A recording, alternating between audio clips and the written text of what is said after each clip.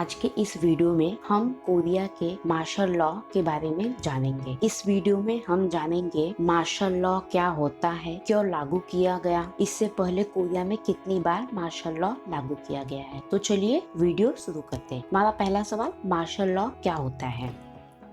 Martial law का मतलब होता है जब सेना अस्थायी तौर पर सरकार का काम संभालती है। यह तब लागू किया जाता है जब देश पर बाहरी हमला हो, देश के अंदर कोई बड़ा विद्रोह हो रहा हो या राष्ट्रीय सुरक्षा को खतरा हो।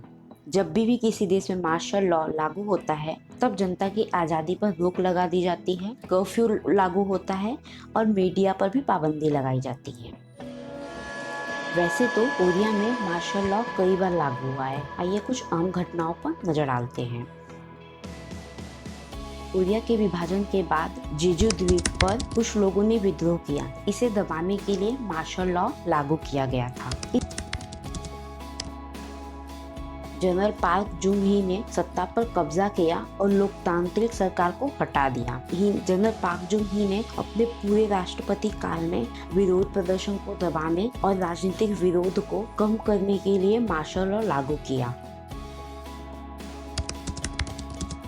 प्रधानमंत्री चोई क्यू हा ने 1980 में मार्शल लॉ घोषित किया था। इसका उद्देश्य था लोकतांत्रिक समर्थक आंदोलन और श्रमिक अशांति को दबाना था। इसके कारण मई 1980 में ग्वांगजू विद्रोह हुआ, जिसमें सैकड़ों लोगों की जानें गई। मार्शल लॉ का इस्तेमाल हमेशा सत्ता को मजबूत करने के लिए किया गया। क्या आपको लगता है जनता की आवाज हमेशा सत्ता से ज्यादा ताकतवर होती है? आप हमें इसका जवाब नीचे कमेंट बॉक्स में दीजिएगा। 3 दिसंबर 2024 को दक्षिण कोरिया में मार्शल लॉ क्यों लागू किया गया? 3 दिसंबर 2024 में दक्षिण कोरिया के राष्ट्रपति यून सुक योल ने अचानक मार्शल लॉ लागू किया। उन्होंने इसका कारण बताया कि उत्तर कोरिया से खतरा और राजनीतिक विरोधी शासन को कमजोर करने का आरोप लगाया। लेकिन साउथ कोरिया में मार्शल लॉ लागू किए जाने पर लाखों लोगों ने सड़कों पर प्रदर्शन किया। इसे लोगों ने अपनी आजादी पर हमला माना और शांतिपूर्ण तरीके से रैलियां निकाली और राष्ट्रपति पर इसे तुरंत वापस लेने का दबाव डाला। दक्षिण कोरिया में मार्शल लॉ लगने से उत्तर कोरिया ने इसे साउथ कोरिया के कमजोरी के रूप में दिखाया। उन्होंने दक्षिण कोरियाई लोकतंत्र को असफल कहा।